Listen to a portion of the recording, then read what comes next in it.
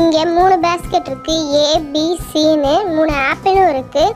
இதில் red colour apple எந்த பேஸ்கெட்டுக்குள்ளே விழுகுதுன்னு நல்லா கவனமாக பாருங்கள். பேஸ்கெட் இப்போ வந்து சஃபில் ஆகும்.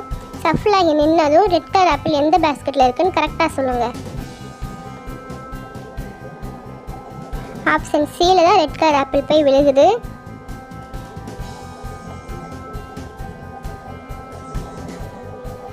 சஃபில் ஆக ஆரம்பிச்சிருச்சு. நல்லா கவனமாக பாருங்கள்.